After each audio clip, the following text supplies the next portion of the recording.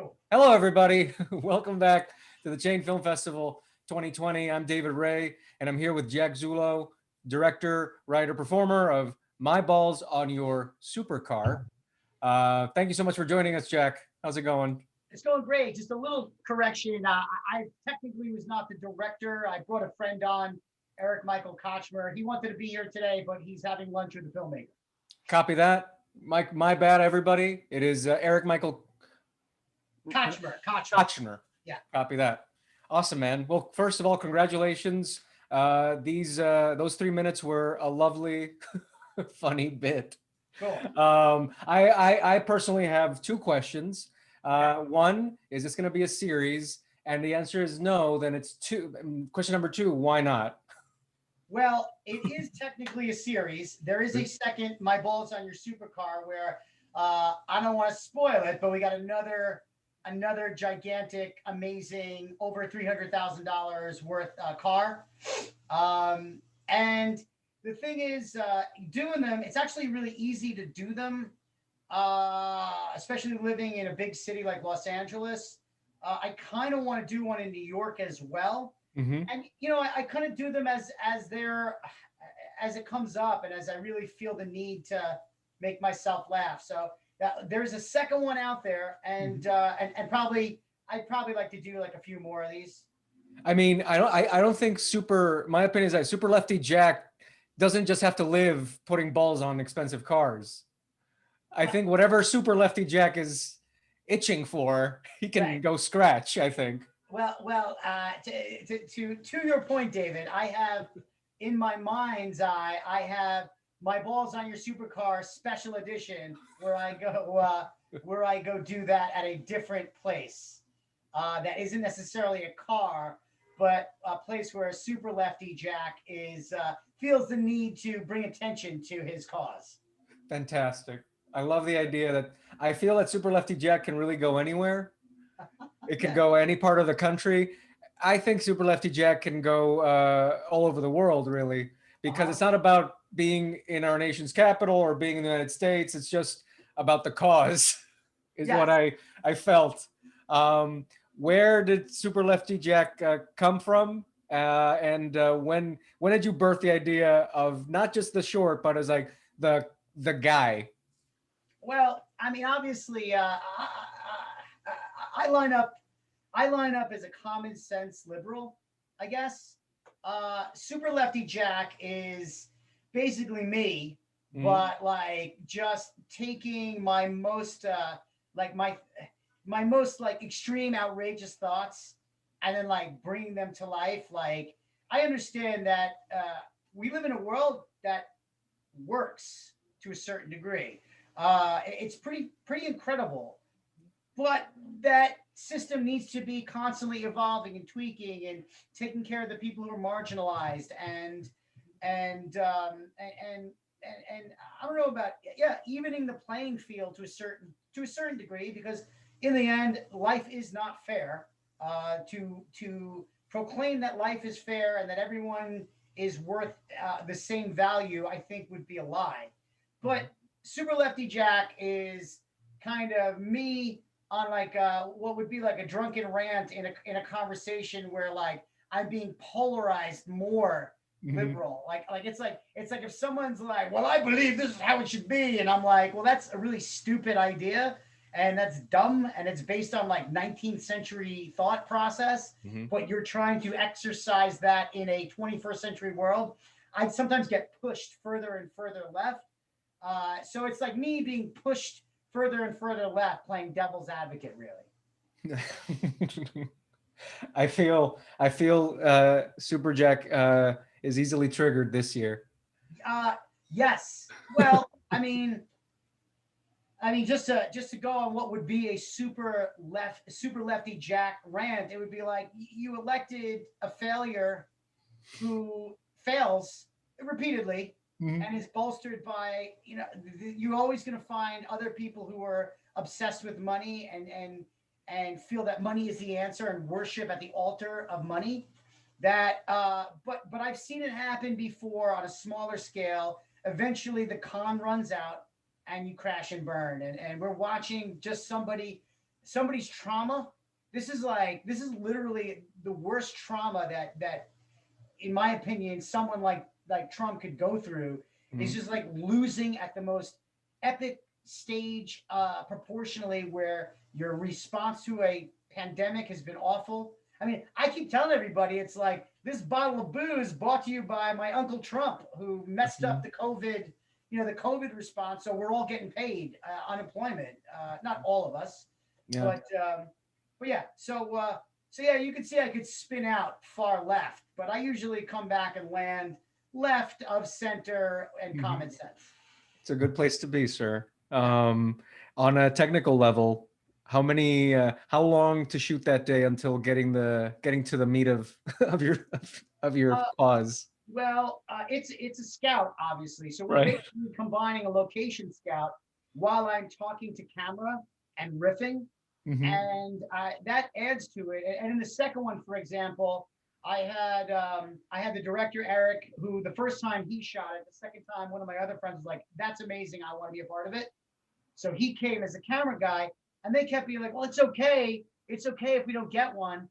And Eric was like, "Listen, man, if we don't get one, I can still get something out of this. I can still get something out of this." But the payoff always has to be, the GoPro close up that gets pixelated For the touch and go. yeah, and then the running away. To me, that is the payoff.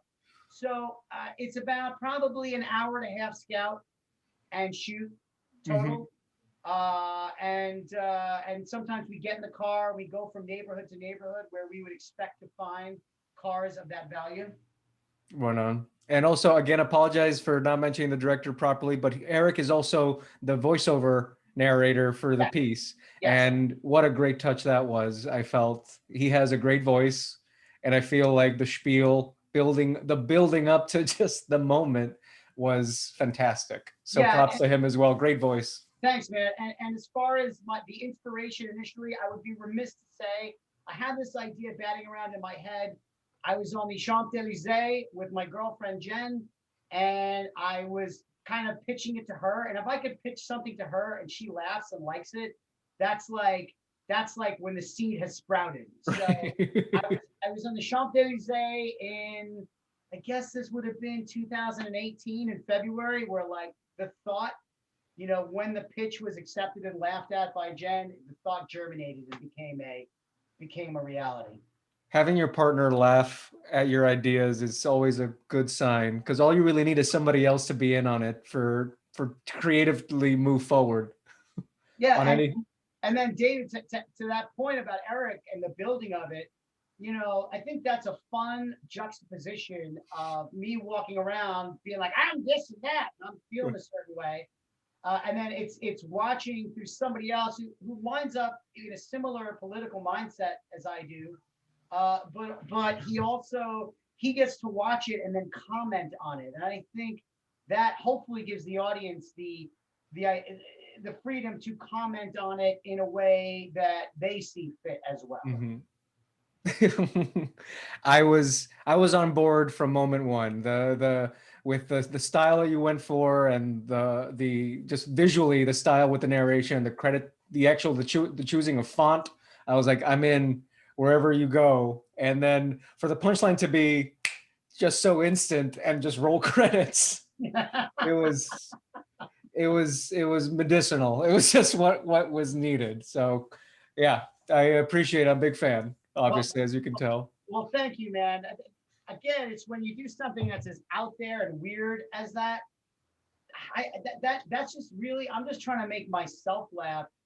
And some of the things I say, it's how I feel about rampant, unbridled capitalism versus what I like to call profit over humanity. When profit becomes more important than humanity, because the idea of profit in a late stage capitalism system is kind of a trickle down economics of like, well, if all these people make all this money, that money is going to trickle down to the population. And the thing is, as we move forward under that guise, people find more and more ways to hide their money or to take that money and invest it into stock buybacks instead of the American worker, the American people. And unfortunately, some people are dumb enough to realize the people who are trickling down on them are dictating on them to a certain degree. So my hope is just to make people laugh and make people think. And if a nugget of truth rings out with somebody that they can identify with, all the more. And I'm glad, David, you are one of those people. So thank you. Thank you, man. Thank you. Tonight I'm here with Matt Nye, director of Anyone for President, which you just saw. Hi, Matt. How are you? Good, David. How are you? I'm doing very well, man. Thank you for joining us. And first, congrats on the film. It was invigorating and angering at the same time for me. Thank you. it was good because it's, you know, it's a satire, it's a farce, but it hits I think close to home in terms of what we think here and what's going on out there. So sadly. Yeah, sadly. But overall, it was a great film. I really dug it, and I wanted to know when did you shoot this? So I shot it in 2019, Mm-hmm. and during that year, I was working with the State Department, actually traveling with the Secretary of State, Mm-hmm. and this was kind of my like creative release, I guess, in between all of that. Yes. So I filmed it in between international travel, just on weekends.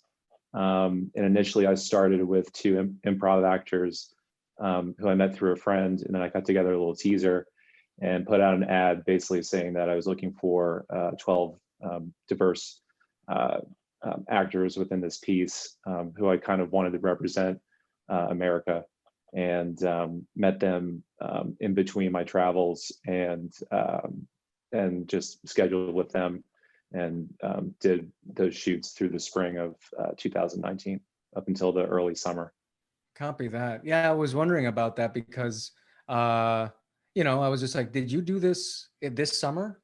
Because it fits right in terms of like when to shoot this. Like it fits within the last 5 to 10 years of politics in the United States.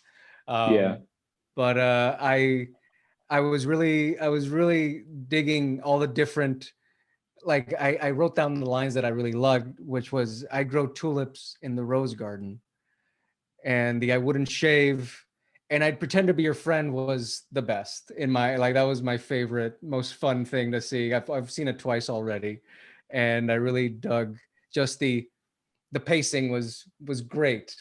And especially your composition of a lot of the shots, like the lady that did the tulip bit, the way you composed that shot and all of them, the ending was great because you focused in on the White House and people are coming out of there. And I was just like watching the scene. I was like, did he just catch a golden moment of somebody coming out of the, I guess, Rose Garden or whatever the heck part of the White House that was? I don't know. But yeah, I really enjoyed all around your film, man. So thanks. Thank you. Yeah, well, Lafayette Park, you're, I guess, like not technically allowed to film there. So that was kind of sweating bullets, trying to get the shot and just like run out of the way, because up on top of the White House, there are, the snipers that are just there for, protesters and stuff. But yeah, technically you're not supposed to film there, but I mean, other people were filming there, so it's like, whatever, I don't think anyone really cared. It was like a very small crew, but yeah. Were all your shots run and gun? The majority, yeah. I mean, Cool. I had to get permits for certain areas because of park police and other things, but for the most part, it was, I would say, 75% guerrilla, just kind of run and gun.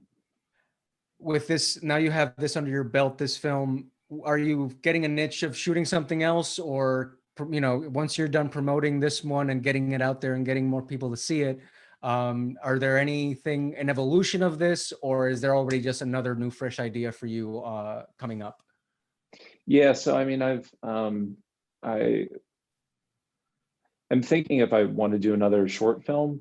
I mean, I've been passionate about trying to make a feature film. And I've been kind of just writing essentially, because I think that's the most cost-effective thing to do as an artist. But right when I write something, I want to make it. But oftentimes the things that I write are overly ambitious and, you know, need a budget. So kind of going through that process, but I am getting hungry, and I just moved out to LA this summer. And an actor of mine who I've worked with before, we've been talking about doing a project kind of in quarantine, like sort of a quarantine-esque like sort of movie, but very simple, kind of simple setup, more of a dialogue, and creating like kind of a stage play within a quarantine-esque like sort of idea. But other than that, trying to make a horror film, that's what I'm really passionate about, that I wrote a little bit ago, and kind of been campaigning and trying to find a budget for. So that's kind of the main priority right now for me. Thank you. Thank you so much for joining us. And to the folks watching, this was Matt and I. Thank you for sticking around and listening to us chat about the film. I am here with Kevin and Brian, the director and two stars of The Adventures of Kevin and Brian. Now, let me get this right just before we begin. Wingertson? Very close. Wingertson. Wingertson. Copy that. So I'm here with Kevin and Brian Wingertson. Gentlemen, how are you today? Doing good. Doing good, yeah. First off, congratulations on the movie. It was a really lovely and heartfelt movie that I did not expect to hark back to a show that's older than you. Yeah. And it's a show that I grew up with, which is Pete and Pete. So congrats. I really loved how you put it all together. It was very heartfelt. And I wanted to know, you kind of tell the story of why the story what was an inspiration to make a film. But when Kevin or Brian, or whichever came up with it, I'm guessing Kevin, when did you come up with the idea of telling this story? It was in the summer of 2018. I was going into my junior year of college. I went to the film program at SUNY Purchase. And going into your junior year, you're supposed to start thinking about, like, you only work on one project. It's like one thesis.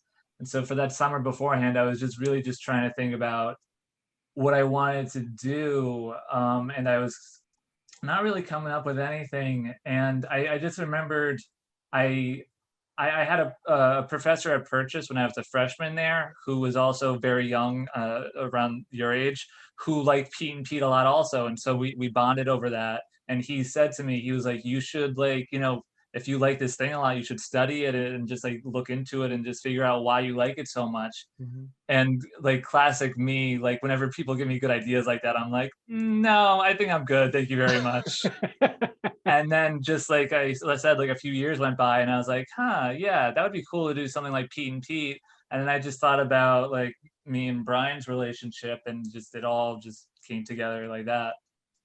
So the film start off, which took me a second because it's been a while, and it took me a second what was happening. So I took it as like, oh, this is a short film about these two brothers, not knowing that you already started with the homage, like right away, like because it's been, like I said, it's been a while. So as the film progressed, was it always going the way it went, where you're telling the story of why you're doing a Pete and Pete homage movie? I don't know if that's the right word to say it, but also turning into a look into your relationship and the fallout that you guys had. Was it always going there originally? Yeah, it was always supposed to tell the story up to that place, and then the whole yeah, it was supposed to tell the story of just how everything evolved since we started making those movies when we were like super young, up until my time in college. And then the whole time while I was trying to balance that with the Pete and Pete homage, I was also thinking about, okay, what is, because the film is also, it's a tribute to our relationship in Pete and Pete, but it's also a tribute to just the beautiful process of making a movie or art with somebody else, and how that can just be so therapeutic and so wonderful at the same time. and so I was just trying to think about, okay, what is what am I going to learn making this movie about making movies with my brother, Mm-hmm. which is how the ending beat, how I got there. There's so many different like styles, from the cameras that I talked about to like the mini DV tapes of like our youth also. Like it kind of, I just love how it runs the gamut of ways that it looks. Groovy. No, it's I really enjoyed I enjoyed how it was shot, how it was cut, the composition. I like how at the beginning of the movie when your guys are walking down the street and the Pete and Pete dies down, and then it's just the exterior noise, and you got like that was so seamless. I was just like, that was really good. I really enjoyed Thank you. those little nooks and crannies of the film. It's really it is a lovely trajectory of how you explain when you explain him going to college, and then to go deeper into that you had to go and explain the fallout to then come back to being, I guess, mending. Yeah. Is that would that be the right word? Mending whatever was there to like kind of make it whole again. It was quite lovely. I was not expecting that, and I truly enjoyed how you were documenting I'm talking as if Brian is not in the room. I enjoyed how you were documenting Brian's college experience as well. I thought that was because it's not just his, it's yours, and High it school showed. experience for Brian. Well, no, Brian no. was a, Yeah. When you Oh. went to when he went to your oh, college, I see what you're saying. and Yes, you okay. guys did the mosh pit and all that, like that Yeah, whole that when I saw that that's what was happening again, I was just flying the seat of my pants, just like not knowing that this had such a personal and beautiful thing going. When was this? When and this is apparently your thesis, yeah, it was my junior thesis your junior at thesis. Purchase. Yeah. And when was this shot? This was shot Summer of 1989. no, it was fall of 2018 to spring of 2019. Okay, groovy. Yeah. Have you guys worked on anything else since then? Sort of. I make a lot of my own films, and Yeah? so yeah. So Kevin's Groovy. like helped me out with like gaffing and stuff like that. Yeah, it's a very cool relationship now where we just help you. Like he was a PA on like a bunch of my senior projects and my friend's senior projects too, actually, which is it's so much fun when my friends are like, I want to have your brother on my set, and I'm like, cool, okay. Nice. We haven't collaborated the same way since, but it's very much we're there for each other when we need each other, which is really nice. Groovy. And Brian, how long have you been making your own films as well? I've been making good films for about 2 years now. Yeah, Brian's a senior in high school, and one of the beautiful things that happened to me during the pandemic was like I'm living at my house right now, and he made a fantastic film when he was last year in high school, and it was very cool getting to see him edit the piece while we were quarantined together, and throwing in my little suggestions here and there, and yeah, that's been one of my highlights of the pandemic so far. Yeah, it was a lot of fun. It was months of work, but really paid off in the end. I mean, that's all we got right now is just months. Yeah. Right. Now that the film is out there, and also a little bit of yourselves is out there, are there more collaborations between you two, or are you right now on like separate ways pursuing your own artistic dreams, or is there like a collab happening, or? I think definitely separate right now. It's funny because we just have very different brains at the end of the day. I like, as you can see in the film, like he's got such a more practical brain, and I love thinking conceptually about projects. So I would say separate, but like I said, that's like just that the whole end beat is that like I just know I can always like everything's gonna be fine, and I can always rely on him, and I still feel that to this day, which is fantastic. Like, even though we're doing our own things, it's just, I I don't feel even with the age difference, like Yeah. of 5 years, I feel like we're on very similar paths, which is nice. That's lovely. So Thank you. I truly appreciate all the details that you're putting into the film, as well as a really heartfelt story. So congrats on that, guys. Thanks. Really, really, and I really do hope I hope to see Brian's films. Is your work available online? Yeah, I've got a Vimeo link. Movie. That's basically it. But Yeah, look Hey. up Brian Wingertson anywhere on Vimeo. I'm saying this to everybody, and you'll see a beautiful film that he made last year that I love quite a bit. Thank you Yeah, thank you. for putting your work out there, and I'm really looking forward to seeing work from both of you in the future. And please stay safe, stay warm, and thank you so much for joining us. And I am here with Sophie MOSHOFSKY, producer, actor of Also With You, the film that you just viewed. Hi, Sophie. Hello. How are you doing today? I'm doing so well. It Yeah. is freezing outside, which is appropriate because this is December. Are you in New York as well? Yes, I am. I'm in Queens. Copy that. I am in the city, and for those of you out there, it is freezing.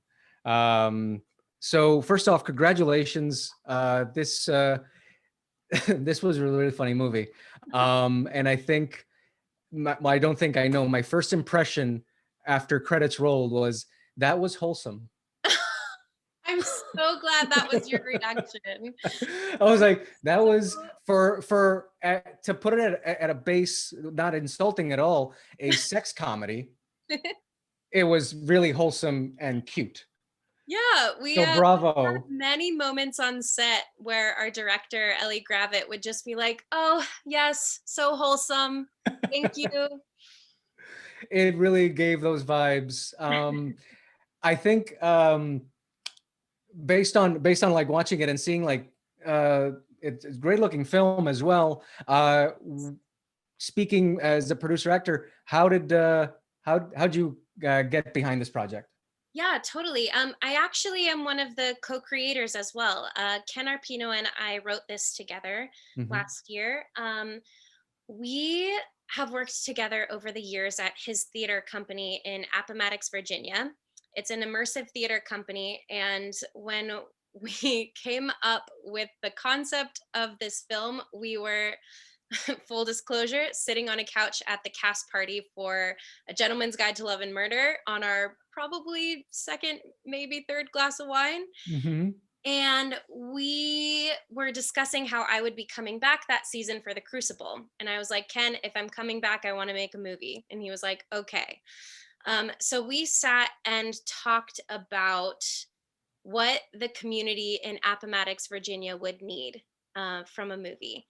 And Ken is one of very few openly gay people in that community. He and his partner, Dustin, run this theater company, and we wanted to create a wholesome sex comedy that would show that community that it is awesome and wonderful to experiment with your sexuality. And it doesn't have to mean that you are an outcast in your current community. It doesn't have to mean that you're crazy. It just means that you're having fun, and sometimes it's with your friends. It's safe to do it with your friends. Exactly. It's very I was thinking about the story because it was so specific in terms of the setting, because it's two couple of churchgoers. Yes. And so part of me was just like, is this based on anything in reality, or was this all just made up?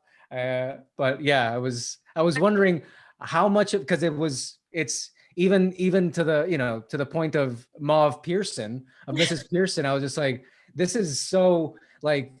By the way, that scene when she's peeking, I screamed at the TV. I told her, like, beat it, Mauve Pearson, like, get out of there. Yeah. But So, yeah. It's definitely specific to both Ken's and my experiences. It's kind of a combined experience. With lots of different things. So I grew up in the church, and Ken grew up Catholic, And then Ken lives in the South.